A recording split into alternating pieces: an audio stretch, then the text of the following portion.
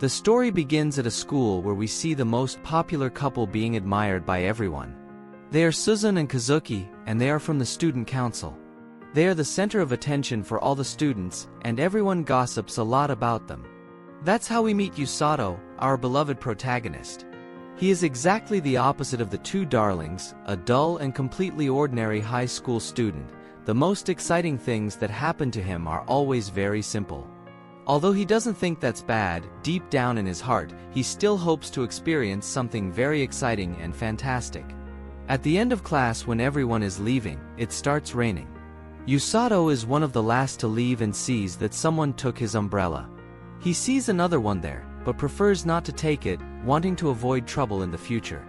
So, he decides to wait for the rain to stop, and hours go by, but the rain never stops.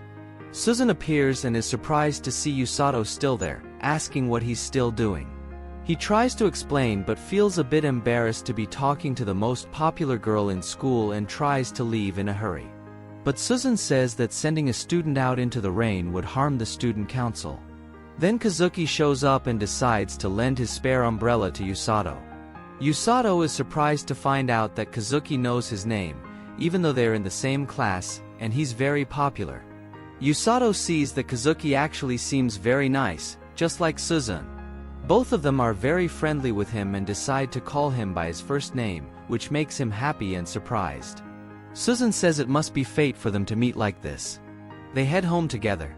For a moment, Yusato even feels special to be going home with the two most popular kids in school. Everyone else would be jealous.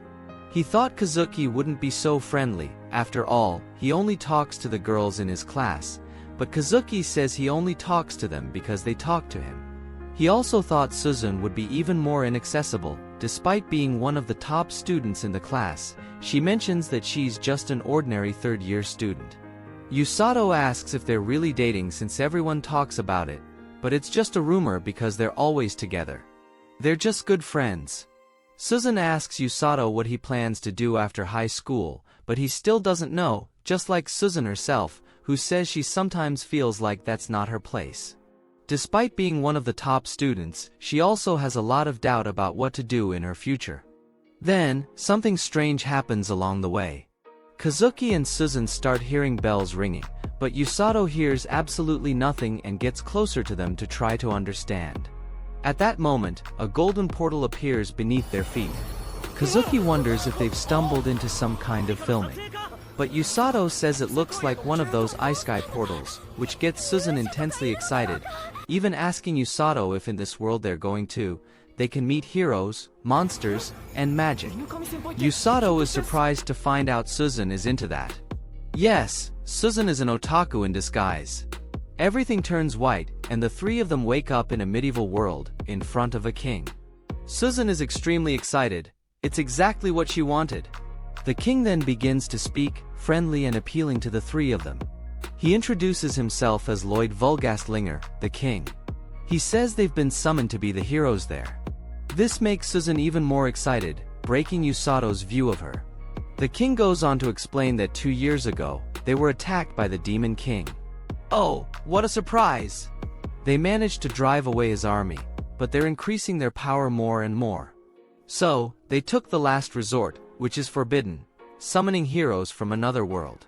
Kazuki is furious. How can they do this without their consent? He demands to be sent back, but the king says it's impossible. The summoning magic only works in one direction. Kazuki continues to be furious. He has a family, just like Suzun and Yusato, and asks how they expect them to accept this. But Yusato calms him down. Then the king kneels before them and promises to find a way to send them back, but until then, he begs for their help. Suzun asks why the three of them, since the king shouldn't know anything about them, so why were they chosen? So, Welsi explains how the magic works. It automatically selects very talented people for the summoning and asks if they heard bells ringing. This indicates they are great heroes. They see that it makes sense, but Yusato didn't hear anything. So, was he involved in all this by accident? Later, Welsi takes them to a room to determine their types of magic using a crystal sphere. Kazuki asks if everything is okay with Yusato. Even though he's not a great hero, he could still be capable of using magic, and he's happy to be treated like the other two, although getting angry wouldn't help, so it's better to find something he can do. This surprises Kazuki, who thinks Usato's thinking is amazing. So, Susan is the first to test the magic sphere. It shines in gold, and we see that her magic is of the thunder type. Then Kazuki tests his type of magic. He has light magic. He asks what it's for, blinding enemies? Susan, with her great otaku intelligence, replies that he can create light weapons, lasers, and various other things. Usato says Kazuki has no idea what she's talking about, and she retorts that he has a very sharp tongue, although she doesn't hate it. We see that light magic is very rare and incredibly strong against demons.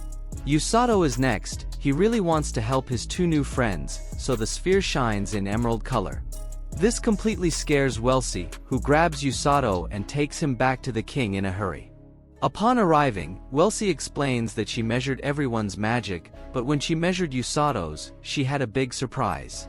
Smiling, the king asks if he happened to have shadow magic. But Welsi says the sphere turned green, which immediately scares the king. Welsi tries to say that Usato has an extremely rare affinity, but the king orders not even to say the name. The king asks them to take him to the safest place possible. Usato is confused and asks if his magic is really so problematic and if there's anyone else with the same type. The king replies that there is, but he definitely shouldn't meet her. Then, someone arrives at the scene, an incredibly strong woman with long green hair. She asks how the summoning ritual went and if the heroes reached their target. She stands in front of Usato and asks if he's one of the heroes, but the king immediately replies that he's just a boy who was brought there by mistake, and he's extremely ordinary. Rose stares at the king for a moment and asks Usato's name. She introduces herself, and thus we meet our formidable Rose, commander of the rescue team. Usato thinks she seems more like someone who takes lives than someone who saves them. Welsi says the heroes are in the crystal room and asks them to go together. Rose agrees and says goodbye. The king is relieved and then tells Usato to go rest in his room, but Usato is still intrigued and asks why so much fuss, what's the problem with his magic being green. This surprises everyone there. They had just gotten rid of the problem, and it surfaced again. Rose immediately stops upon hearing this and looks at the boy, confirming the color of his magic. She quickly says to the king that she'll borrow Usato, and the king immediately shouts for Welsi, who uses a bubble magic on Usato and sends him out of the castle. Rose gets excited and starts running at an incredible speed. The king shouts for her to wait, but she ignores him. She runs intensely after Usato and uses her incredible strength to burst the bubble, grabbing Usato and landing without any problems. She's happy and then tells the king that she's going to turn Usato into a great user of healing magic. Later, Welsi explains to Kazuki and Susan that Usato was taken by Rose to the rescue team. Usato has an affinity for healing magic, just like Rose. It's the rarest magic of all. The big problem here is that Rose's training methods are a bit different.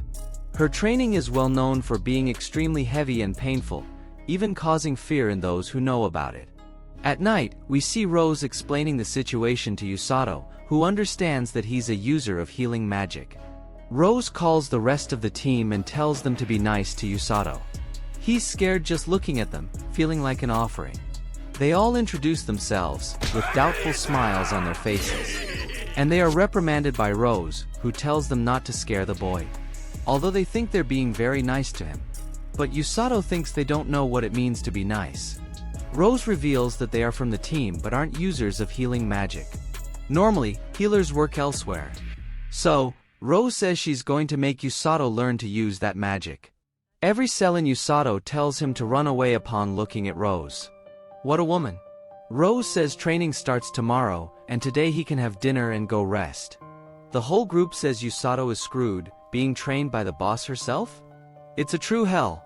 In bed, Usato wonders what will become of him, but then he thinks he should just sleep, having a small hope that all this is just a dream.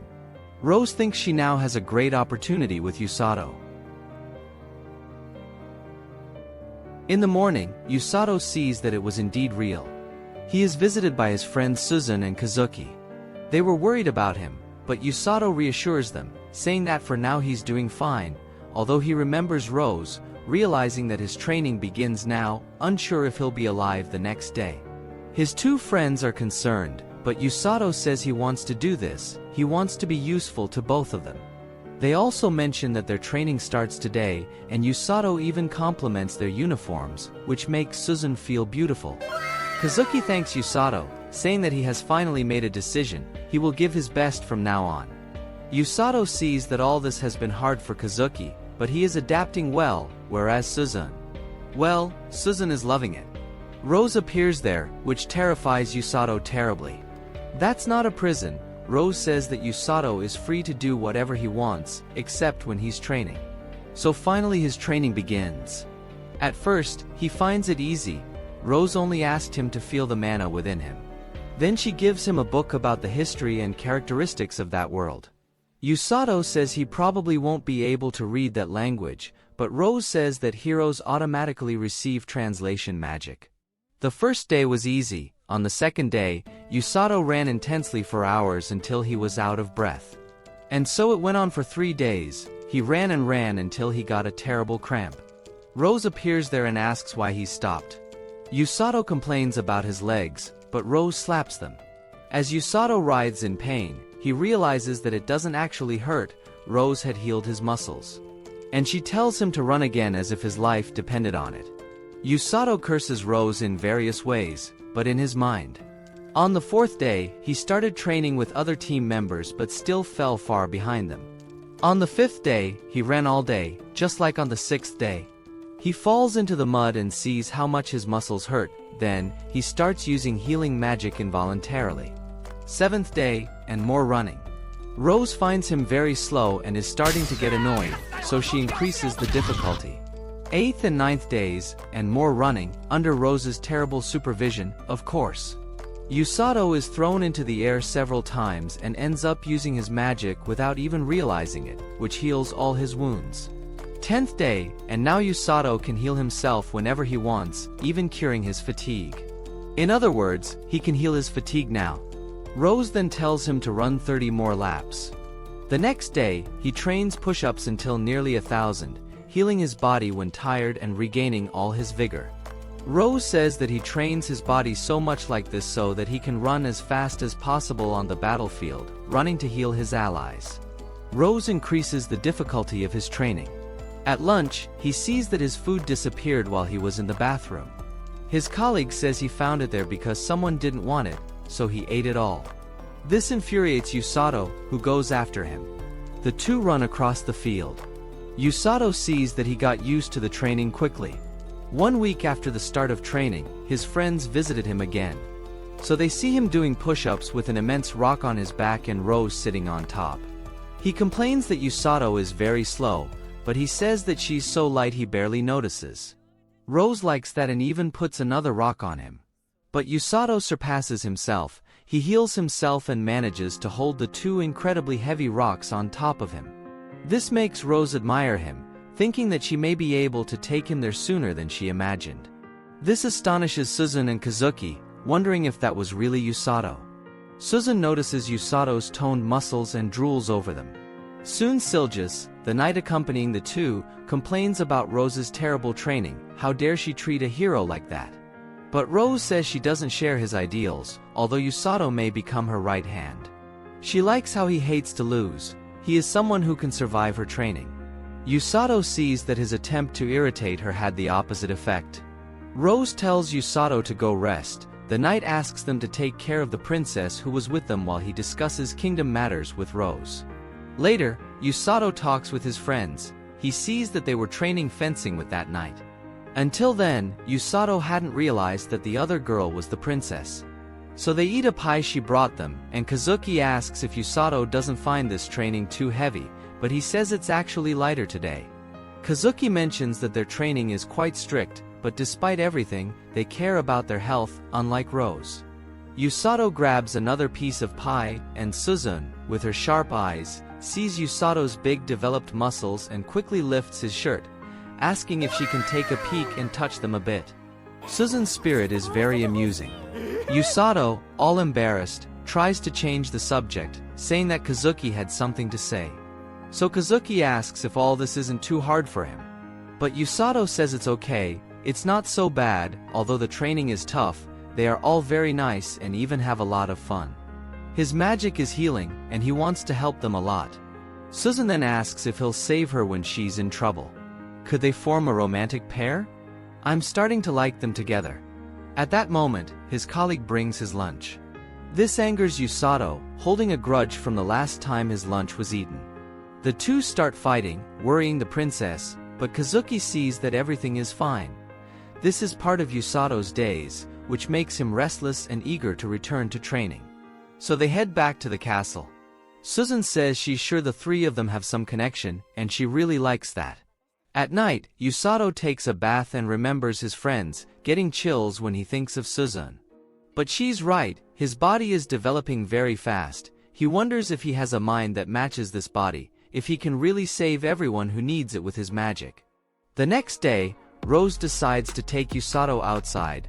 The day has finally come, the day Usato will fight against the wilderness. So Rose tells him not to come back until he hunts a great beast. Usato totally disagrees with all of this. He only ran all this time, he didn't learn to fight. But Rose gets irritated and simply throws him away.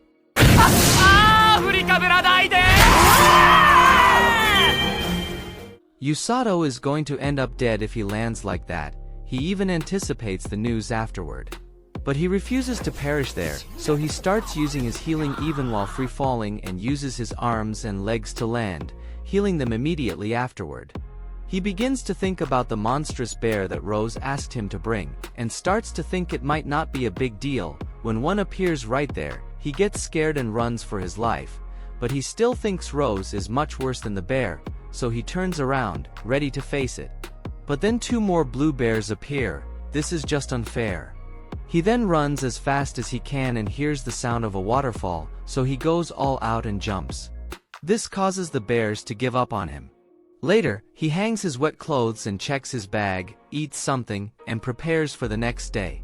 He looks for traces of the bears, and there he finds a small wounded rabbit. He helps the animal.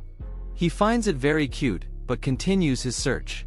The rabbit follows him. Usato tries to warn it that he's hunting big monsters, but the rabbit seems to understand him and sniffs the scent of the bears. Usato follows it and arrives at the bear's den, seeing that they are a family. He even forgets how monstrous they are and finds them quite cute. He watches their movements for a few days using markings on a tree. While gathering some supplies, he observes the bear's routine. At one point, he ends up encountering a giant snake, feeling a huge tremor throughout his body just by looking at it. He sees that thing is terribly deadly on various levels, so he stays hidden and decides not to attract attention. He returns to his daily observation of his prey, but there is an unease filling Usato's heart, and he couldn't quite distinguish what it was exactly, but he decided to keep observing the bears for a while longer. He ends up liking what he sees. Seeing the bears as a family is a beautiful and cute thing, but he still needs to bring one of them back to Rose, so he decides he'll attack the next day. In the morning, he prepares to go to his objective, but the rabbit tries to stop him by pulling his boot. Usato insists, but soon gives in and decides to wait for the rain to pass in this case.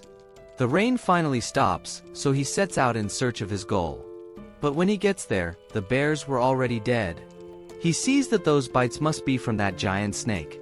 That wasn't done for food, it was done for fun. The snake simply killed them because it could.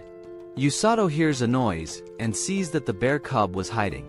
Usato hates to lose, so he doesn't like losing to Rose, and he doesn't like it when all his determination is thrown in the trash. But there's something that goes much beyond that. He doesn't accept the scene before him in any way. Usato decides to avenge the bears. Seeing Suzun and Kazuki, they look for Usato, but they find out that he has been outside at Rose's command for 10 days now. Kazuki doesn't like it and wonders if he's okay. Suzun tries to reassure him, saying she's also worried, but if it was Rose who sent him, it must be okay. Returning to Usato, he prepares himself, trains his body a lot, and sharpens a wooden spear. He asks the rabbit if it can lead him to the snake as it did before with the bears. They make a long journey and finally reach the destination. There Usato sees that bear cub trying to face the snake. He quickly runs toward his target, Instantly the snake appears in front of him, almost devouring him, but he dodges at the last moment and pierces the enemy's eye with the spear. Thus begins a great fight. He is thrown forcefully by the snake's tail against a tree, but Usato heals instantly and decides to attack the opponent's blind spot. Using his knife, he tries to attack the snake's tail, but it's faster and manages to bite his arm. Usato screams in pain, but it was on that arm that he held the knife. He heals himself and wounds the snake from the inside, making it finally let him go. But Usato starts to feel dizzy. That snake was venomous. So Usato uses his healing, but this time from the inside out. The fight continues until the bear cub helps. Usato climbs and gives his all with an incredible punch to the snake's head. It seems his strength went beyond that of a normal human. He pierces the snake even more with the spear. It writhes trying to get rid of Usato. But it finally stops. Usato won. He is tired, collapses on the ground from exhaustion. He used all his mana to heal the poison, so the bite on his arm is still open. The bear cub approaches him friendly. But at that moment, the snake gets up. Usato can't believe his eyes. He can't get up anymore, so he thinks of his friends. Can he no longer help them? The giant snake is furious and attacks Usato with everything. Usato remembers Rose and blames her for all this. But then Rose herself appears there and finishes off the snake for good. Wow, I have to say that gave me chills.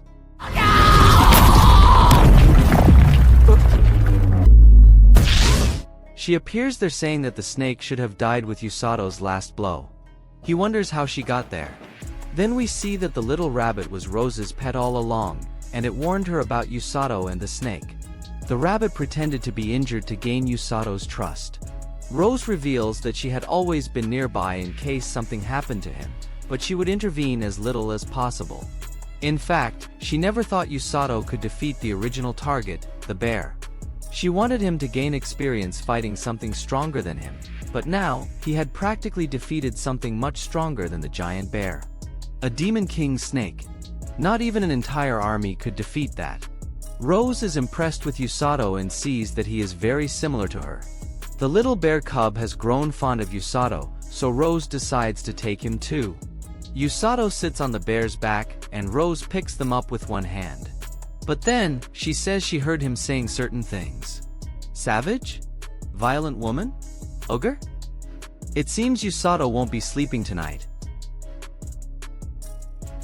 Rose takes them back to the cliff from before and congratulates Usato for qualifying. None of the other two healing magic users managed to do that. Despite lacking some basic things, he proved he can stand by Rose's side on the battlefield. Strength, physical endurance, and a strong mind, he can be proud. She says that at this rate, they might have time to fight together soon. The Demon King's army is about to attack. So let's go to Amila Vergrit, commander of the 3rd Army of the Demon King. Her troops are ready to attack the kingdom.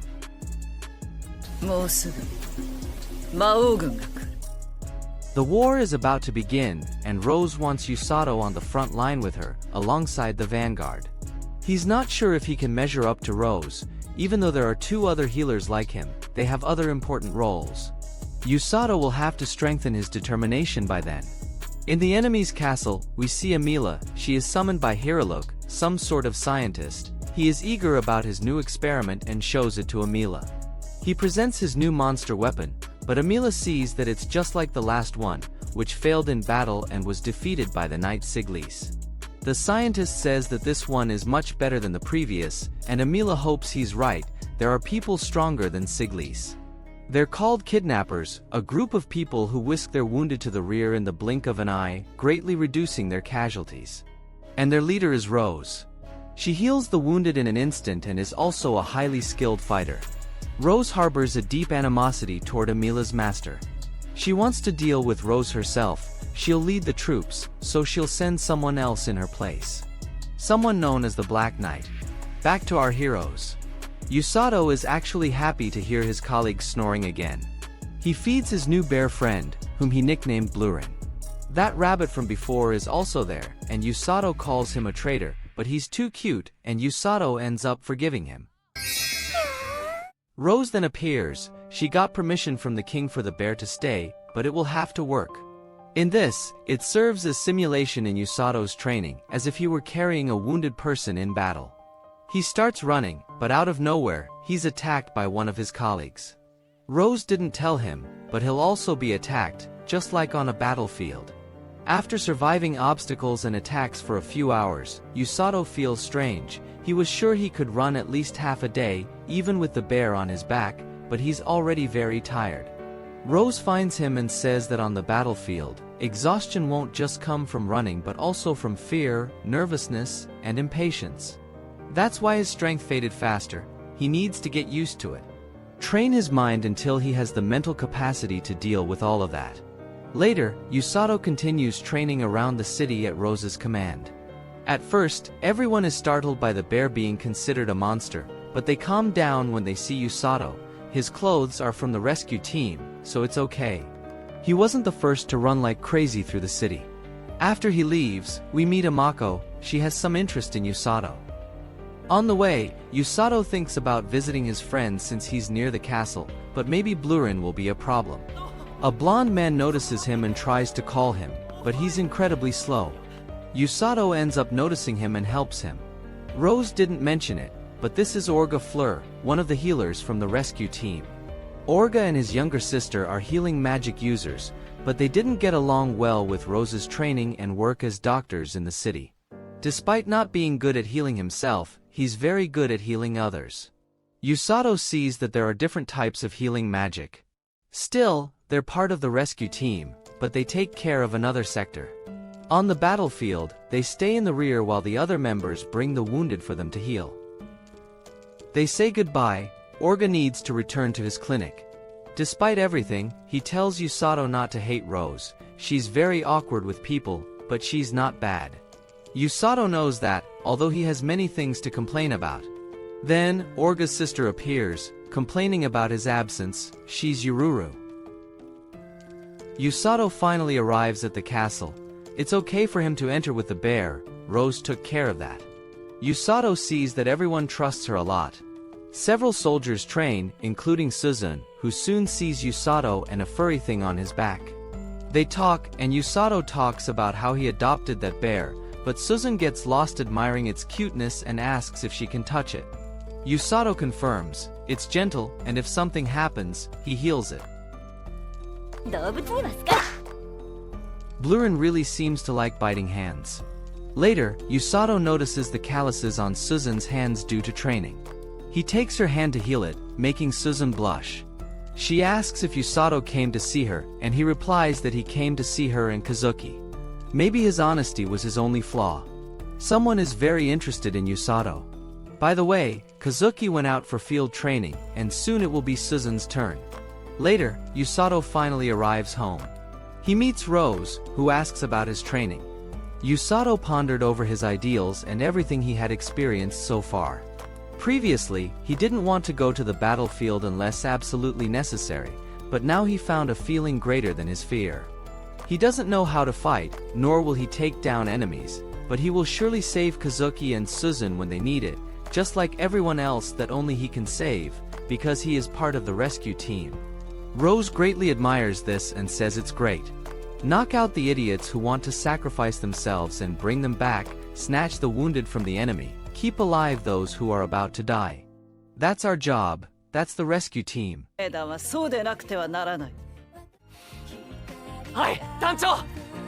Hey dude, do you want to learn how to draw or improve your technique? Or even become a master professional in drawing and create your own manga? At Anime Art Academy, you can learn from professionals from Japan themselves, experts in the art of manga.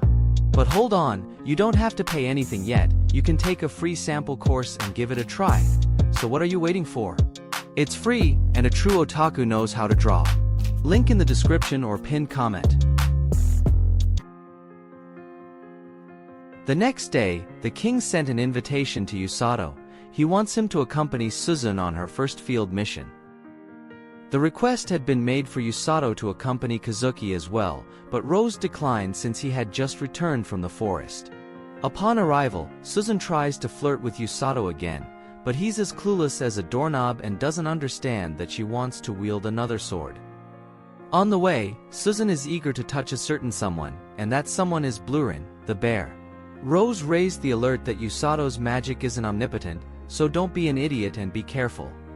She wants to take advantage of him being asleep to feel his cozy fur, but Usato finds it strange and doesn't allow it. She asks if he happens to have a new fetish, accidentally hitting a girl's hand, but he has no idea what she's talking about. Blurin finally wakes up, and Usato thinks it's better for him to walk on his own legs. Susan takes the opportunity and asks Blurin to climb on her back, so she can finally feel his fluffy fur, but Blurin is too heavy.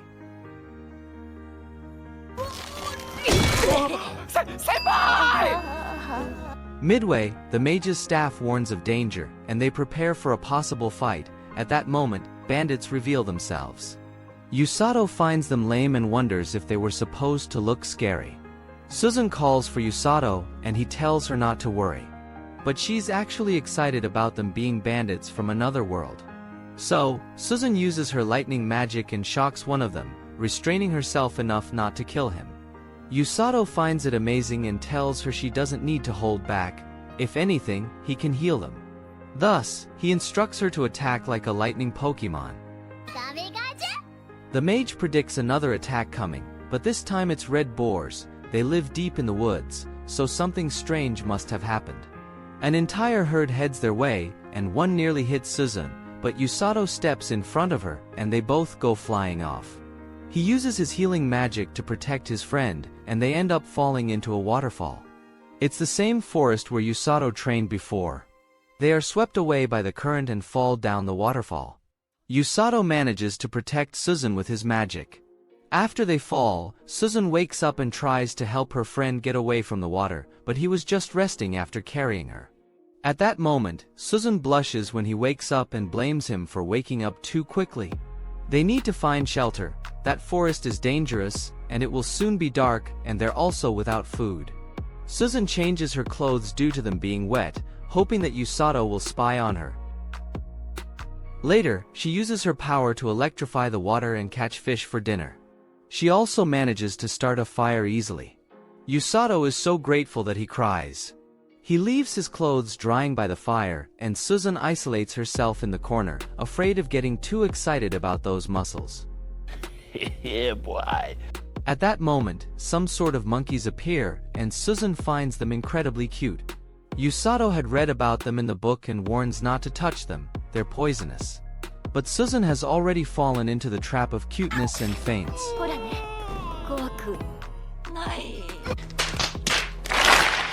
She wouldn't survive a day in the forest. In the castle, Kazuki finds out that the two stayed in the forest. The king intends to send support the next day, but Kazuki wants to go immediately. Then, Rose appears and says that Susan and Usato should be together, so everything will be fine. After all, Usato is her student. In the cave, Susan talks to Usato about being teleported to this world. She actually doesn't want to go back. Her previous life was empty, meaningless. She felt trapped in a destiny she didn't want. In this world, she can be herself and live in a kind of world she always dreamed of. Usato shares the same way of thinking about his life. Although he's content with his life, he always wanted to be part of something bigger and lived a life of inertia. He mentions that in this world, Susan is much more human. Before, she seemed unattainable. Susan likes that. She thinks it's much better to have a more intimate relationship with Usato. Yes! Yes! Yes! Yes! Yes! Yes! Yes! This embarrasses him and leaves him speechless, so he quickly pretends to be asleep.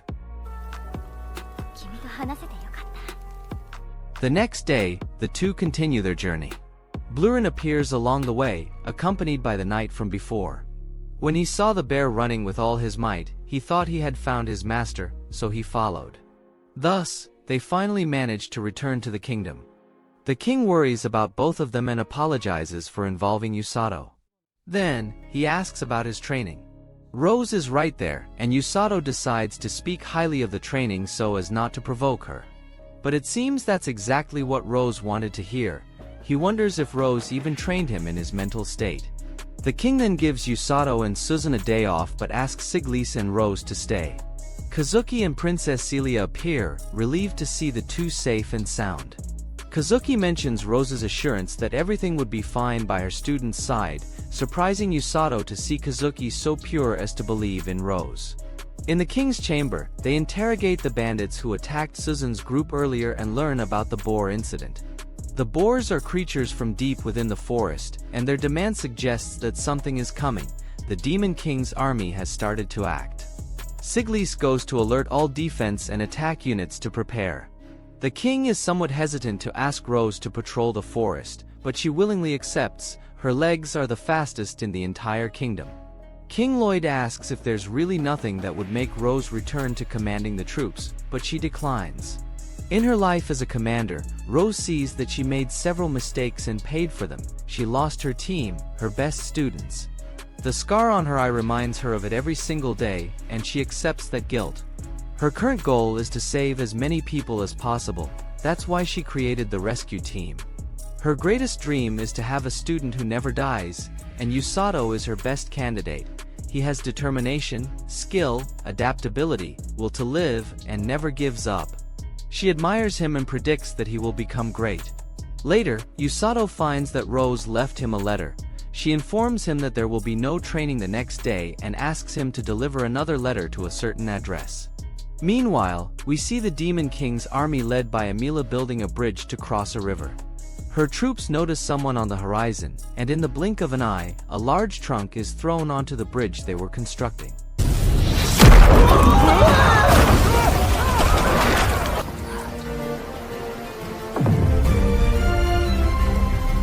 Amila realizes it's Rose and screams in anger. Rose returns to the kingdom to report what she saw. They gained a few more days to prepare.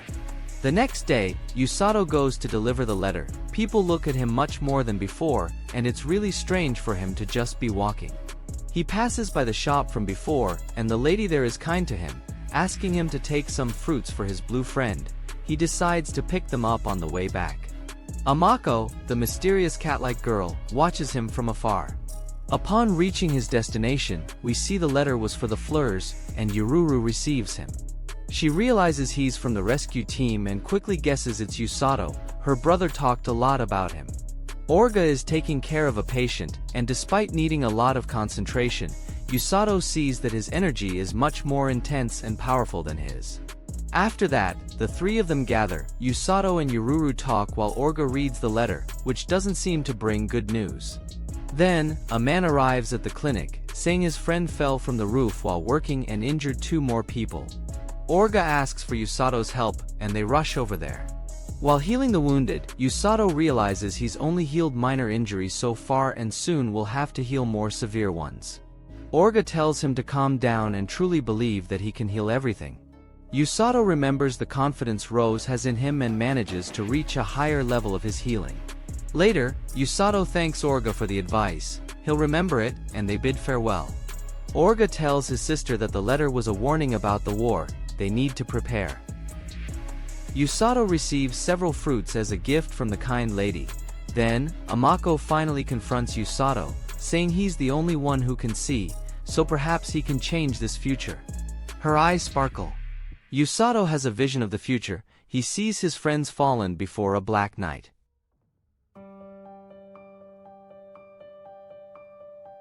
Amako says he must repay this favor soon.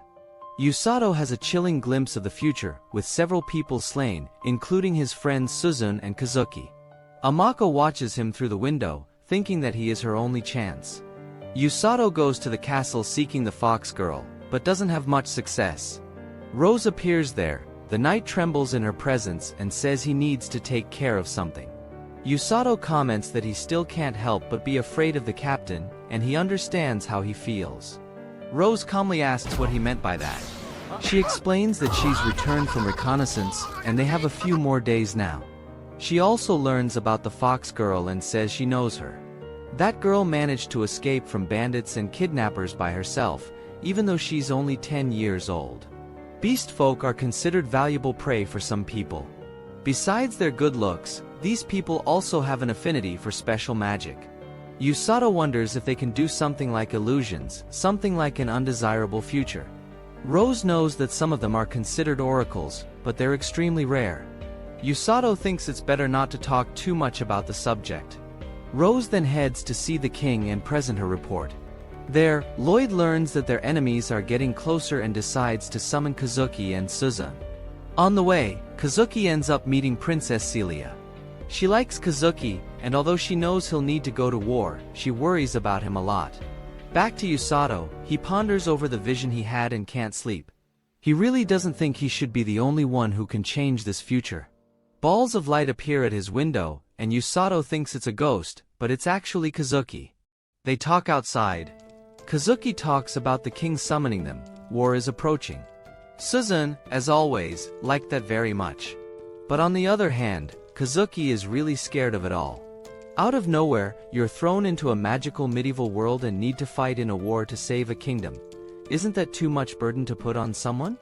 We see that Usato also had an unattainable view of Kazuki, just like of Suzune. He imagined Kazuki was unshakable, simply because he was handsome. This shows how our minds deceive us, and make us have an almost perfect view of someone, especially those we admire. Kazuki and Suzune were seen as the top, unreachable by everyone at school. But they fail and have fear, just like everyone else. Usato says he will fight, but yes, he's terrified. Kazuki doesn't understand. He was thrown into all this by mistake. Usato likes that world. He sees how much the people there value him and helped him move forward. He wants to help these people too, wants to save them. And that includes Kazuki. Whether he's the great hero or not, he's still his friend. Kazuki is amazed at such determination and slaps himself in the face, saying he's made up his mind. He may not be a great hero, but he'll definitely fight for his friends and protect them. Like Usato, he decides to face whatever comes ahead. Together, they promise to protect all the people of the kingdom. They bid farewell, and then Suzune appears, saying how beautiful the friendship between men is. Usato says he's sleepy, so it's better to talk tomorrow. Suzune asks what kind of reaction that is, but Usato had already predicted that she would show up there. After all, she also cares a lot about Kazuki. She agrees but saw that it wasn't necessary. Usato still doesn't want him to fight, just like Suzune herself, but she's different. She's already decided to stay in this world. The next day, the king announces the impending war and inspires his soldiers. Later, Kazuki visits Princess Celia and says he's going to the battlefield.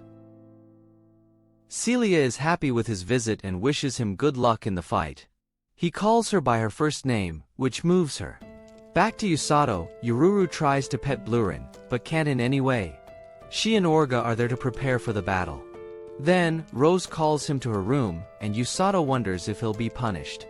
There, they talk a bit, and Rose says he'll work in the battle. They'll first be healing the wounded who arrive in the rear, along with Yururu and Orga.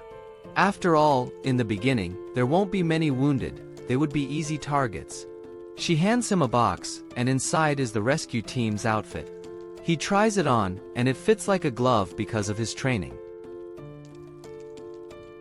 Rose warns him, healing users aren't immortal. When you die, it's all over. The worst thing you can do in battle is not value your own life. If he sacrifices himself, he won't be able to heal anyone anymore. And if he does that, she herself will take him down before the enemy does. Usato understands this, and then says he will save his allies and himself too. He will continue to follow his ideals. Rose admires that. He is determined. Determined to change that vision and save them at any cost. The long journey to the battlefield began, but it's taking much longer than Yururu expected, as they haven't even reached halfway yet. They're moving so far away because they want to put as much distance as possible between themselves and the kingdom when they have to fight the demon army. In front of the carriage, Usato is traveling with Rose and asks what demons are like since he's never seen one personally. So, she explains that they look like regular humans but have twisted horns on their heads, heightened physical strength, high endurance, and possess larger energy reservoirs. Thus, they surpass most humans in ability. Rose asks if Usato is scared now that he knows his enemies are so powerful, but he already knew they would be dangerous from the start, so that doesn't change anything. Furthermore, he already knows an even scarier monster he's forced to deal with regularly. Rose doesn't appreciate his comment, but instead of beating him, she just remains silent this time and continues leading the horse while having flashbacks of the last war with her old team. She remembers the moment when the king was addressing his generals before sending them into battle and formally informing everyone about the sighting of the demon army near the kingdom. So far, there have been no attacks thanks to Rose's efforts, but they don't know when casualties will start to appear, so they need to always be ready. As a precaution, they will assign guards to the traders traveling outside the kingdom to maintain the supply chain and leave the details of this measure to their generals to organize. After the initial speech, Rose is found in the hallway by Siglise, who asks what she thinks about the recent movements of the demons. She can't be sure, but if she had to guess, she would think they're preparing to launch an invasion on the kingdom, although it's still only speculation as they don't know if they really have enough forces to do such a thing. Fortunately, with the king's orders, their forces are ready to be deployed at any moment in case of such an invasion, but they hope it doesn't come to the point of being necessary. Siglise goes off to take care of some of his duties as the army commander, and Rose returns to hers, thinking it might be a good idea to prepare the rescue squad for deployment if necessary. While she's lost in thought, a purple-haired girl runs up to her and tries to get her attention. The girl cries out in pain from Rose's gorilla strength punch, but Rose doesn't care about her tears and scolds her for interrupting her thoughts. The girl gets up and starts walking alongside Rose while asking if the demon army is really going to invade, but this only earns her another smack on the head, as she was clearly eavesdropping on Rose's conversation earlier. Her name is All, and she tries to be optimistic, saying they just need to push the army back and force them to retreat, but thinking of underestimating the enemy could prove to be a fatal mistake. They arrive at the base, and All's squad greets her, but they notice she looks a bit pale, so they ask if something bad happened. That's when Rose declares that she'll be training them this afternoon, and everyone instantly blames All for it, as they know she must have done something to make Rose want to train them. She starts making excuses to get out of this mess, but the squad members don't believe her and a fight breaks out, while Rose just leaves, as she thinks it's none of her business. A week passes, and Rose is once again meeting with the king when he gives her the bad news that the demon army has invaded their territory. It seems they're killing monsters in the area as they go, so to the person who made the report, it looked like a group of highly trained soldiers. He suspects they're attacking monsters, so there must be a nefarious intent behind it, which they need to investigate. Thus, the king asks Rose to find out what they're doing and what they plan to achieve with it. If necessary, she can use whatever force she deems necessary, as the king has faith she won't do anything that puts her in serious danger. She thanks the king for trusting her and promises to produce results from her mission. That night, Rose meets with All's squad and gives them a summary of her conversation with the king, so with that in mind, they'll set out tomorrow. One of the squad members asks what the estimated number of demons they'll face is, and from the gathered information, it seems to be around 30. They'll be troublesome if they have to face such a large force in combat, so All tries to cheer them up and tells them not to underestimate the enemy. But again, they don't want to hear that from someone like All, even though she's their leader. They had to train under Rose's command last week because of her, but she tries to defend herself, saying the training is really paying off since they're stronger than ever, which may be true, but it doesn't stop them from angrily throwing things at her. Rose catches the squad's attention and says they'll have to be completely ready for the next mission, so for that reason, she'll be going with them personally. This leaves the squad excited, as while they know Rose can be scary, she is an amazing healer, so they don't need to worry about getting hurt anymore. The next day, they enter the forest on horseback and remain alert for any suspicious activity, but they don't see anything unusual even after searching most of the day. After some discussion, they decide to search the west side of the forest as well. Some are reluctant with the idea, as the west side of the forest is known to be much more dangerous than the areas they've searched so far. For this reason, All suggests leaving the horses behind, as it would be very difficult to keep them safe along with them. The team listens to her, as she is the sub-commander of their squad after all, but this is the first time they really treat her with respect. She tells the others to rest for the search the next day, but everyone falls asleep immediately, leaving her to take the first watch. Rose tells All that she should rest too, as she wants to take the first watch while everyone else is sleeping. Rose notices All is still awake and confronts her about it. All gets up and sits near the fire to ask Rose a question. She always wondered why Rose would choose her to be the sub-commander when surely there are many better options available than her for the position. Rose asks if she's saying she's not suitable for the position, and that's exactly what All thinks of herself. The other members of the unit were personally trained by Rose to be the best at what they do, while All is only there as the sub-commander. The only thing she does is send request forms and deal with paperwork, so anyone could have taken her position and there would be no change.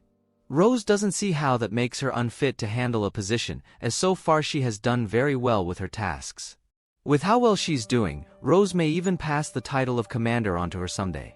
All doesn't want anything to do with the title of commander, as she already has enough concerns being the sub-commander, and Rose already knows how stubborn she is. She served in the cavalry without listening to orders she didn't like, even if they came from superiors, and whenever they disagreed with her, she silenced them with her strength. But then she met Rose, and suddenly all her tactics didn't work anymore. If she didn't listen to Rose, she would be reprimanded. If she tried to run from Rose, she would be reprimanded. All hates losing, just like Usato. She challenged Rose several times. Once she even tried to fight Rose, and took such a strong blow that it made her forget before and after the knockout. Rose says she didn't hit her that hard, and says that was a good joke. Everyone always gave up on All. Rose was the first one who kept challenging her. Despite being annoying, All was also happy, and she thinks everyone in her unit feels the same way and that only Rose understands them, so she must continue as the commander.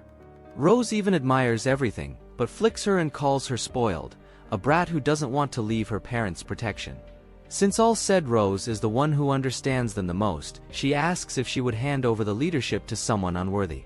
She didn't choose All for no reason, she chose her because she can look forward regardless of the situation, a firm and strong mindset that inspires the people around.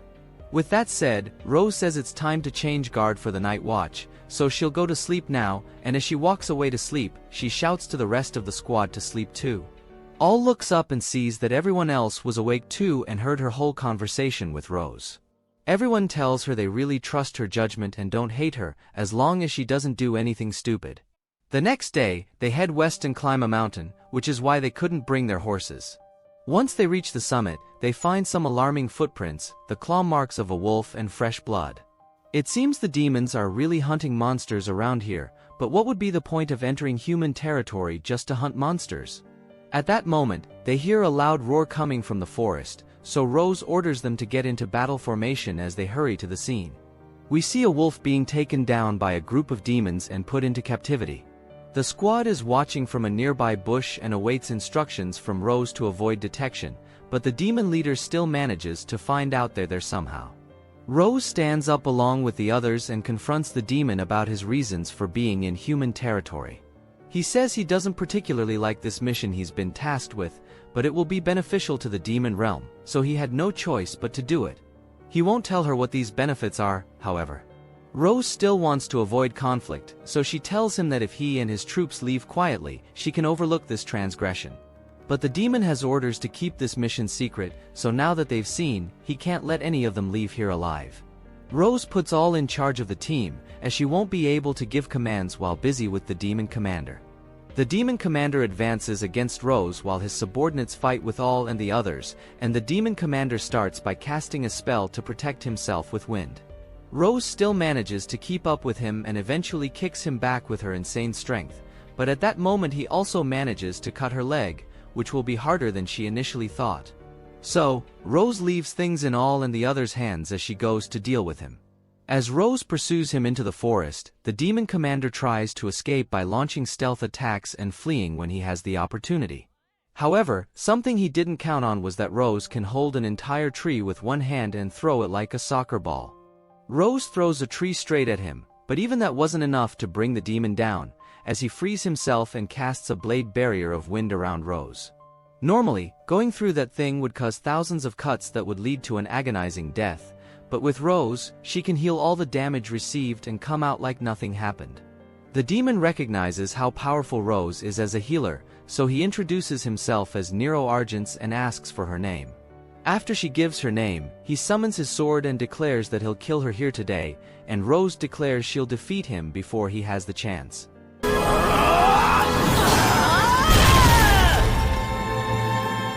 Meanwhile, Rose's squad continues fighting against the demons, and they even handle them quite well. In Rose's fight, she realizes that sword seems to be imbued with some curse, it's better not to let it touch her. Nero advances with wind magic, but he's met with a violent punch from his adversary. Nero is surprised by his enemies. He values them, saying they're the most troublesome group he's faced. Nero thought humans no longer had powerful individuals like them. For this reason, they must end them here and now, so their master can return without problems. The demons are willing to sacrifice everything for this cause. The remaining demons start acting like zombies, even those defeated. And with incredible strength, they overpower Rose's team. All tries to calm them down, but they are defeated one by one. Rose panics. Nero prevents her from going back to her comrades, but due to her anger, she lost her composure. Thus, Nero manages to strike her in the eye with his sword. Rose tries to heal herself, but it doesn't work. Thus, we learn that Nero's crimson sword cuts through mana, temporarily cursing wounds. Not even healing magic works. Her companions ask for help, but Rose can't reach them. Her vision is blurry, and she loses the sense of distance. Nero is about to finish her off for once, but before that, All appears in front of her and protects her from the fatal blow. Rose sees the terrible scene of her deceased comrades. Her eyes tremble in disbelief. They trusted her, and she couldn't protect them. She thinks all should have fled, and that she was relying too much on her own power. Nero says he'll forget about the deaths of his subordinates as he'll forget about hers and attacks her again. But Rose simply grabs the cursed sword and unleashes a barrage of powerful punches while asking what he could know about her team. Rose pummels him as if he were a straw doll, shaking him back and forth several times, and to finish, she punches him in the stomach with all her might, sending Nero straight into a tree and hitting him with his own sword. Rose's body starts wavering due to the injuries, but she thinks she needs to end this at any cost. Then, a younger version of Emila appears, crying for her master. Rose is perplexed to see that scene. Nero sacrifices his own allies, and yet, they care so much about him. Rose sees the rest of all in Emila, and simply can't act, even becoming angry with herself. She hears all calling for her. Rose crawls to her partner and tries to heal her, but it's no use, the wound is cursed. Despite Rose continuing to insist on healing her, All says she doesn't need to. She knows it's futile. She has no regrets. She's happy to have fought alongside Rose. Rose tells her to stop with this farewell talk, but All responds that everyone thinks the same way. So she asks her to continue being someone they admire. Thus, All dies in her arms.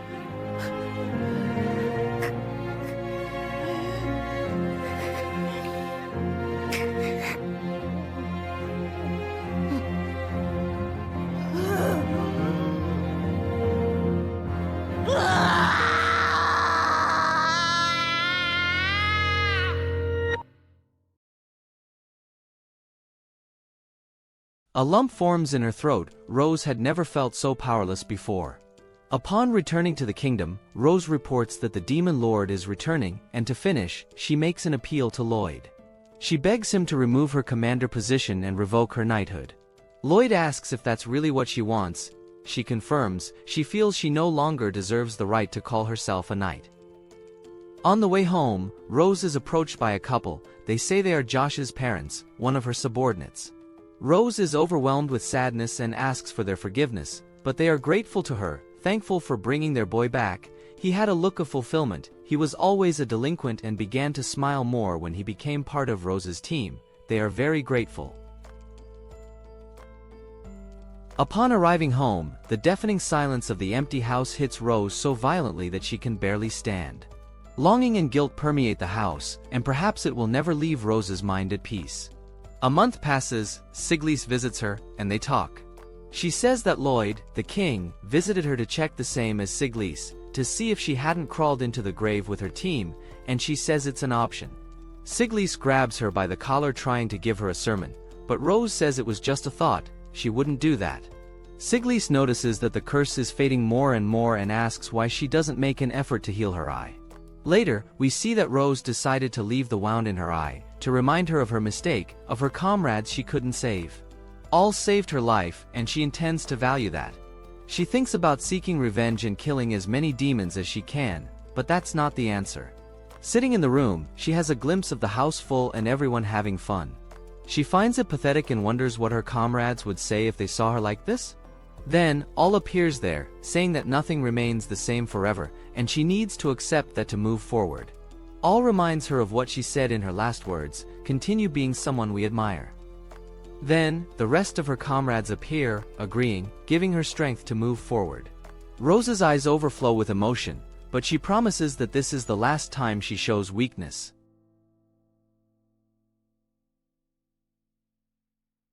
So, after leaving behind positive energies and expressing how much they love and admire Rose, they fade away like a dream.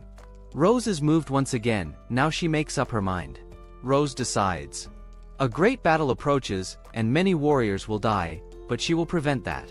She will create a team of at least 5 people. She will need at least 2 healers and someone like her, someone who can not only heal but run through the battlefield destroying any threat around her. That would be impossible for a normal person. I confess that this sent shivers down my spine. Returning to the present, Rose says she's very happy to have found Usato. He's surprised by something so unexpected. Rose says he has no idea how rare someone like them is and asks what it would be like if every healing user were like her. Usato replies that it would be the end of the world. She punches Usato in the stomach. She meant it's an impossible situation. She herself thought about training beyond limits while using healing magic. Rose finally found someone exactly as she wished, someone capable of matching her. Now she's sure he won't die. The group of warriors took a break in their journey and set up a camp to rest. Usato seems restless. The day of battle is drawing nearer. Susan greets her friend, praising his uniform, then shows off her newest armor. She becomes very excited and even blushes as she shows it to Usato. She says it's not only beautiful but also supports her thunder magic. Susan is thrilled with her new armor and can't wait to show off her figure to her crush, Usato. But Usato acts like an idiot and says she's not that cute. She ignores his comment and says he's just being tsundere and hiding his shyness. She tells him it's okay and that she's eager to see his cute side as she rushes to hug him. But Usato runs away like a true virgin and even calls for help from his friend Kazuki.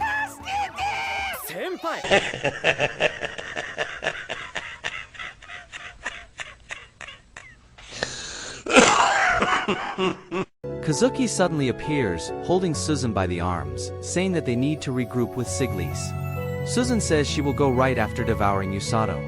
She ends up going with Kazuki, but warns Usato that when she returns, she will definitely ride him until he surrenders. After Susan fails to make Usato a man, we learn that a spy brought information from the enemy army, and they position themselves efficiently to combat them. All the soldiers will clear a path for Susan and Kazuki to reach the enemy leader and defeat him once and for all. The two prepare, and Kazuki sees that his friend is hesitant, even trying to distract herself with Usato. Susan realizes her friend is indeed perceptive. She's a bit uncomfortable but also excited. She has changed a lot from her otherworldly version. Her past self no longer exists, and she's happy about it since Usato accepted her as she is now. Kazuki asks to know more about it, but Susan promises to tell him when they return from the battle. Now, he has one more reason to stay alive. Meanwhile, the two sense the presence of the enemy. The allied mages prepare and begin shooting along with Kazuki and Susan, but the enemies ahead disappear. It was an illusion. They see the real enemies coming from the other side and rush to defend themselves. Now, let's move to Rose and her team. Those in black attire will enter the battle and retrieve all the wounded they find. She instructs them to go and come back alive. Orga and Yururu wear gray outfits. They will tend to the wounded in that tent while the knight Iruka protects them. Rose and Usato will go to the front line along with the progress of the battle. Until then, they'll stay with the gray group. Usato hopes his friends are okay. Yururu reassures him but asks him to also be careful when going to the front line. At this moment, one of their allies brings 2 wounded soldiers. Usato sees how serious the injury is and starts trembling with the adrenaline of war. The wounded warrior says she was thrown by a giant snake. Usato remembers the monster he faced before but tells the injured soldier to rest now. In battle, the knights struggle to fight the enemies. One of those giant snakes attacks and subdues them easily. Meanwhile, the Black Knight sees it as a waste of time to be there. His enemies are too weak. Suddenly, a knight from the kingdom attacks him from behind and manages to pierce a sword through the Black Knight. However, the enemy doesn't seem bothered at all. The warrior starts dying from the pain in his body. He falls just from the overwhelming presence of his enemy. The Black Knight sees how weak humans are and prepares to finish him off, but before that, he is attacked with foul-smelling balls, getting distracted. When he looks for the fallen soldier, he had already been taken away by Rose's team. The Black Knight sees that he's one of the kidnappers mentioned by Amila and gets excited about it. At the wounded camp, Rose says the time has come and asks if her pupil is ready. Usato affirms he is, as he's been trained to be her right hand. Rose sees she doesn't need to worry about anything, and Usato is surprised to see her concerned. They leave things with Yururu and Orga, who wish them good luck. Rose and her protege Usato rush to the battlefield, and on the way, Rose mentions a knight in dark armor, troublesome. Usato recalls his vision of the future, the same Black Knight who subdued everyone. A tightness in Usato's heart makes him stop for a moment. Rose asks if everything is okay and decides to give him one last piece of advice. She knows Usato can't kill anyone, but when he's cornered, that will be a big problem. She then teaches him a special technique. In the battlefield, Usato does his job and rescues a wounded soldier, avoiding the demons with his great speed. Rose, like a true brute, knocks down everything in her path.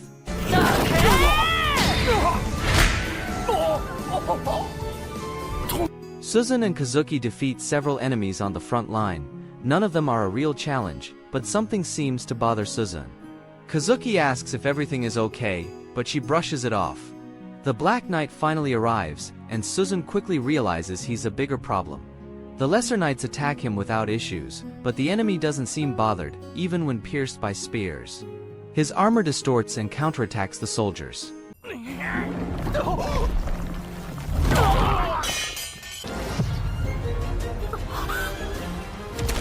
Kazuki tries to attack him with his light magic, but Suzun stops him. Her strike grazes the enemy's shoulder, surprising him. He had never seen light magic before. Kazuki is confused, but Suzun quickly explains that the enemy's magic must reflect all the blows that hit him.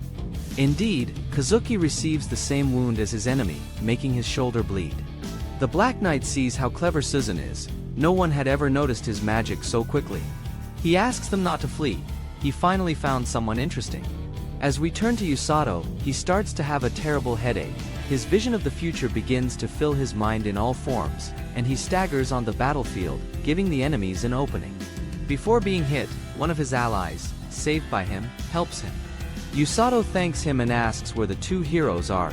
He learns they are in the center of the great fight and rushes there as fast as possible. Meanwhile, the two heroes contemplate how they can attack an enemy who reflects all attacks. Suzun has a risky idea, but Usato can heal them afterward. The enemy's armor behaves like a symbiote and attacks the heroes. Suzun tests her hypothesis and blocks the enemy's vision, attacking with Kazuki, causing minor wounds, but all are reflected. She thought he couldn't reflect attacks he couldn't see, but apparently she was wrong. However, she sees that the attack on the back was not reflected like the others. Thus, she puts her plan into action again and uses an ability. Kazuki runs to the other side and uses his magic as a bright light that blinds the enemy. Suzun then attacks from behind and pierces the Black Knight's throat, silencing him. She understood that attacks outside the enemy's knowledge cannot be reflected, and now without his voice, he can't activate this ability. Kazuki then attacks with all his might, but to everyone's surprise, the enemy was just pretending. The blows are reflected again, Kazuki is impaled by the Black Knight's sword, and Suzun is fatally wounded. The knight's ability is automatic, just by his will. He didn't reflect the previous attack simply because he didn't want to, leaving false hope in the hero's hands. He doesn't even need to speak to activate his power. There's no one who can harm him. Suzun shivers, her life is slipping away, and in her last moments, she apologizes to Usato. Thank you for watching. Leave a like if you enjoyed the video, subscribe, and hit the bell to catch next week's episode. See you next time.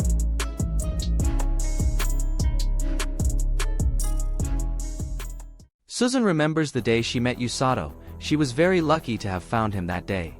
She was immensely happy when she was summoned to this world. All she could think about was starting a new life as a new person. Usato was different. He seemed to know clearly what he had to do to live here. His radiance was even dazzling. She was very happy when he accepted her true self, and not the false Suzun of the normal world.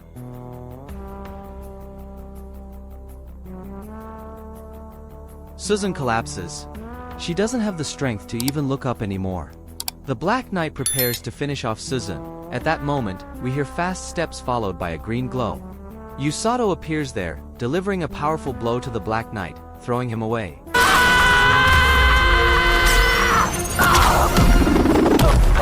He can barely stand upon seeing his friends and wonders if he didn't arrive in time.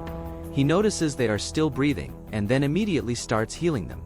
Suzun is immensely happy to see her beloved. The knight becomes extremely furious with the blow he received. We even see part of his true face. Usato immediately picks up his friends and rushes away at high speed. The demons try to attack him, but he manages to evade them easily. The knight throws his sword at Usato, but he dodges it. Suzun remarks that his attack seems to have affected the enemy. His armor seems to be made of mana and reflects all attacks, but Usato's attack wasn't reflected and caused considerable damage. Usato also needs to heal the other soldiers. He won't have time if the knight keeps interfering, so he decides to attack him at once using Suzun's advice. He realizes that even though he's attacking, he doesn't feel the blows being reflected.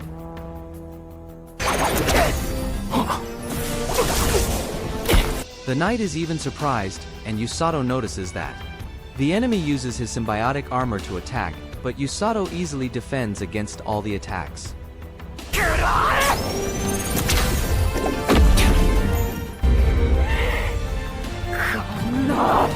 One of the blows ends up piercing Usato's hand, but it doesn't affect him. Instead, the enemy's tentacles dissolve.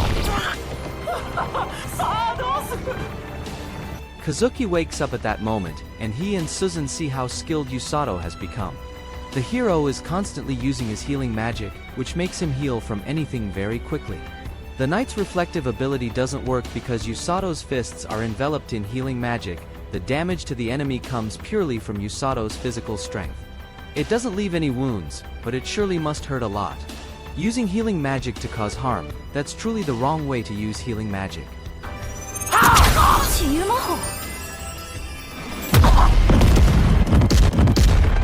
The knight becomes furious and uses all his power to strengthen himself and create a giant sword.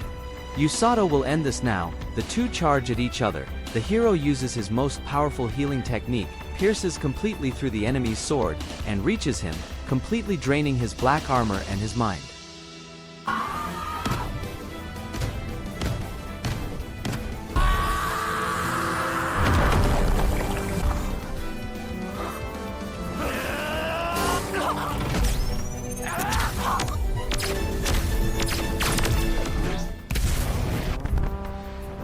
Even Rose managed to see the explosion of Usato's healing magic. She's certainly proud.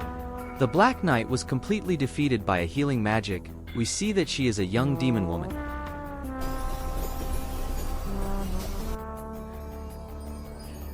The knights thank Usato very much. He certainly saved them in every possible way. He is modest and says that he just fulfilled his duty as part of the rescue team. But the soldier doesn't just talk about the wounds. The defeat of the Black Knight completely demoralized the demon soldiers, causing them to retreat. Suzun fully agrees. Her crush worked really hard, and she makes it clear, making our hero blush. Then, Suzun becomes very interested in Usato's healing punch and asks what that was about. The power of his fingers really affected her. That was the move taught by Rose. This way, he wouldn't kill the enemy. That means he literally causes pain to the enemy without harming them. Anyway, that prevented Kazuki and Suzun from departing this world for good, and she thanks him for that. Usato says he did the obvious. After all, she's his precious senpai and Kazuki is his friend. Then, Kazuki arrives there talking about the monster snake. She reached the front line. It's their next opponent. Usato will also help, but Rose appears there and grabs him by the collar. She went there because she heard the heroes were on the verge of death and asks what happened. The situation is explained, and Rose gains knowledge about the Black Knight. She didn't imagine he had taken care of everything. He apologizes, but Rose asks why.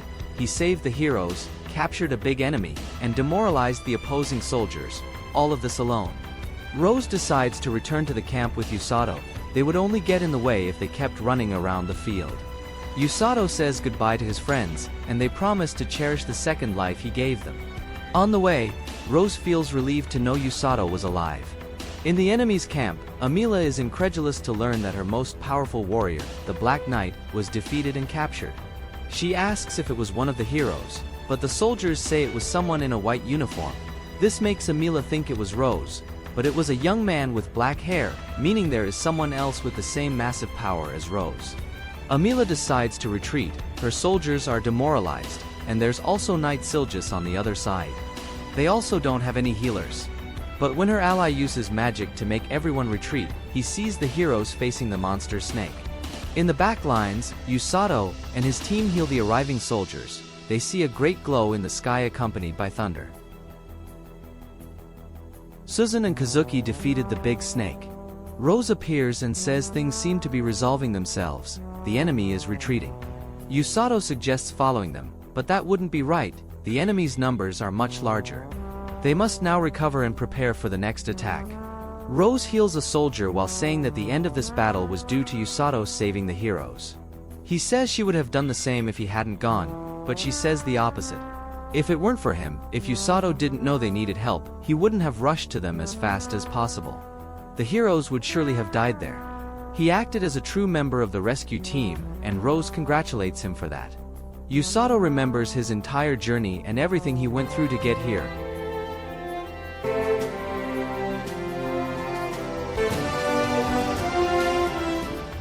His eyes begin to tear up, and he wonders why. The battlefield was terrifying, but he's really happy to have met Rose and to have been able to save people. This makes Rose remember her old group. Now they are only in her memories. She congratulates her pupil. He did a great job. Usato is happy, but his vision begins to blur. Fatigue has caught up with him, and Rose holds him and says that now, he can rest as much as he wants. The battle has been successfully concluded. Thank you for watching. If you enjoyed, leave a like and subscribe for more recaps. Have a wonderful day just like you. Until next time.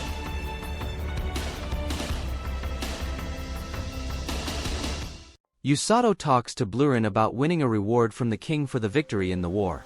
He had never stood in front of so many people before, and he was nervous and restless like a little girl. Rose slapped him to compose himself. He had also never won a prize before. One of his teammates appears there, saying that someone in the castle wants to see him. On the way, everyone in the village admires Usato, forming a large circle around him to congratulate him for the victory and for saving them from the demons. Amako passes by. Usato notices her, but continues on to the kingdom. Arriving at the castle, King Lloyd and Silgis ask Usato for a favor, to interrogate the demon girl known as the Black Knight. It seems she isn't very loyal to the demon army and has even been answering questions willingly. However, they couldn't extract the most important information from her. They want to know the magical lineage of the commanders and their powers. She agreed to talk, but only with one condition, the condition of seeing Usato. Suzun volunteers to go with her crush and protect him. On the way, Usato becomes curious about how he managed to defeat the knight. She has an affinity for dark magic, and it seems that healing magic completely nullifies it, which also means that Usato's magic healing was nullified. The enemy's wounds were not treated, as she covered herself with armor as soon as she regained consciousness. Usato rushes upon learning this. The knight may be seriously injured. Upon arriving there, everything seemed fine. She was injured, but that didn't matter. She wanted to see the face of the one who defeated her again. Usato asks to enter and tries to use his healing magic on the enemy. The magic nullifies the knight's armor, and she starts to feel good about it. Usato's hand is warm and comforting. She removes her armor and asks him to stay a little longer. It's so cozy. She had never felt anything like it. Usato can't say no to that little face. Later, Rose begins to train Usato, but in something different this time. She has already reached a very good level of strength and healing, so now they will practice his dodge. After all, he won't be able to heal any wound on himself, such as cursed wounds, so he'll need to dodge. It was 3 intense days of training. Usato complains about his torturous days to his new friend, but she complains that he only shows up there and starts chattering. Felm notices that Usato seems to care about her as if she were a friend. She wants to ask why, but she's embarrassed to do so. On the way back, Usato notices light magic around and sees Kazuki training while Celia watches. The three stop to talk. Celia says that her father is very pleased with Usato and that if it weren't for him, this war would have a high risk of defeat. After that, Usato thinks about Felm. She gave all the information she knew. Could they execute her?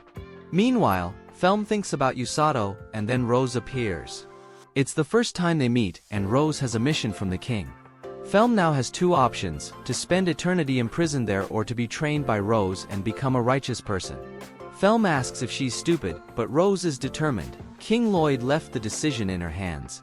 He doesn't like killing war enemies, and that would only provoke the demons further. Rose decides to train her as her pupil and puts a choker on her that nullifies mana. Back to Usato, we see him training with Blurin when Rose suddenly appears out of nowhere, kicking him and saying he should be resting. Usato was restless, so he decided to move around. He notices Felm there and asks what the hell Rose intends. She will now be part of the rescue team, and Rose will personally watch over her for a while. When she wakes up, Usato gives her condolences. Later, Rose calls Usato into her office. She discussed something with the king earlier, something that involves Usato too. King Lloyd wants to form alliances with other countries to increase their defenses, and for that, he wants to send representatives with missives. The chosen ones are the heroes, Kazuki, Suzune, and Usato. Rose agrees with this decision and believes there is no one better for the job. The next day, Usato goes to the city. People are always very kind to him, and even two girls who are smitten with him wish him luck on the journey. Suzune also appears there, surprised to see Usato, but before they talk, Usato sees the fox girl again and quickly runs before losing sight of her like all the other times. He catches her like a child, and Amako says it's now his turn to pay her. Thus, she asks him to save her mother. Suzune is impressed by Amako's overwhelming cuteness, but she's ignored by the two. Amako needs to speak with Usato about something important, but she requires a secluded place. Meanwhile, Felm trains in a running marathon, but as expected, she's exhausted while everyone else runs with vigor. She gives up and decides to stay there for a nap, but Rose appears and gives her a slap. No slacking off. Usato takes Amako to the rescue team's house. Everyone is training today, so it's okay to talk there. Usato starts by asking why she showed him that vision. She needed to show it, otherwise, the heroes and the kingdom would fall. Amako has the ability to foresee the future. She had a vision a year ago but couldn't abandon the people who took care of her there. And most importantly, she can't lose Usato now that she's found him. Her mother fell ill and won't open her eyes. Healing magic users are only born among humans, so Amako left the beast people to try to find a healing user, but no healing mage from any country helped her. She could try Orga and Yururu, but they're not fighters. Rose wouldn't accept it either, given her position in the kingdom, and Amako also had a vision of her refusing. Only Usato remains. Amako showed him the future so that soon he could help her. This might align with Usato's current mission of delivering missives through the countries, but when he talks to Rose, she disapproves. Oracles like Amako predict calamities and convey this knowledge to the beast people. This could end in war. Despite this, Rose wants Usato to visit the land of the beast people. She asks him to wait. Upon returning, Amako saw the result of the conversation in Usato's eyes. Suzune feels like she was defeated in some way. Despite everything, Usato seems optimistic. The king will most likely approve this mission. Later, Felm laments the terrible day she had and even feels like returning to prison. Usato tries to cheer her up and presents her with a diary. In it, she can write down what she does during the day and how she feels. This might make things easier. She blushes and admires it. In the following days, Felm trains for many days, gradually improving. At one point, she hears strange noises coming from the forest and decides to see what it is. There she finds Usato and Rose training dodges. Felm is sure Rose's blows would easily kill anyone. Rose berates, saying Usato is getting good at taking hits, but he has to dodge. They prepare, and finally, Usato manages to dodge, even though he is hit immediately after. He is thrown with force against a tree, but he is very happy to have managed to dodge. Rose then gives him a break from this training and asks to continue instructing Felm. Felm is sure Usato is not human. Moments later, Usato finally asks Felm's name. She thinks it's too late for that. She says her name and blushes, saying that few people call her that. Blurin appears, and Usato stops paying attention to Felm. She gets irritated and runs off, saying she won't lose to Usato. She ends up fainting afterward. Usato heals her, and now she's in her room embarrassed. Usato's friends ask what he's doing with the little girl. They're just running normally, but Usato's normal isn't human. Usato exclaims that he's more human than Rose. Suddenly, a spoon flies at high speed, nearly hitting Usato. Felm comes out of the room starving and carefully trying not to be seen since she's still embarrassed. She overhears Usato's conversation with Rose, where Rose says his request was approved by the king. He will travel with Amako and deliver a missive to the beast people. The next day, Felm sneaks out early with a backpack. She intends to meet Usato at the palace. Usato and Amako introduce themselves together to the king, and Lloyd immediately thanks Amako. Without her, the kingdom would surely have been destroyed. Usato's journey was planned according to his request. His final stop is Mialark, the water nation that neighbors the territory of the beast people. Welsi informs Usato of the details. His journey will pass through 4 places: the nation of magic, Luckvist, the nation of prayer, Samariarl, the water nation, Mialark, and finally, the territory of the beast people. Welsi, Kazuki, and Suzun will accompany him to Luckvist. After that, Usato and Amako will continue alone with 2 more nights. Meanwhile, Felm is chased by Rose, and she gives her all to escape from that monster. Rose catches her and says she even thought she was running to the demon's territory, but that wasn't the case, so she deduces that Felm is worried about Usato and decided to follow him. Felm tries to disguise it, but Rose has other plans for her. She got beat up by the protagonist and now she's in love with him. Later, Usato returns and discusses this with Felm. She tries to disguise it again, saying it's not fair that only he escapes from this hellish training, and she kicks him with a toe kick. Usato calls her by name, which makes her blush, then she sticks her tongue out at him and walks away. Seems like we have a Tsundra here. Rose appears, saying that this journey could also be a challenge. She's certain that this journey will affect him in one way or another. She has high expectations for him.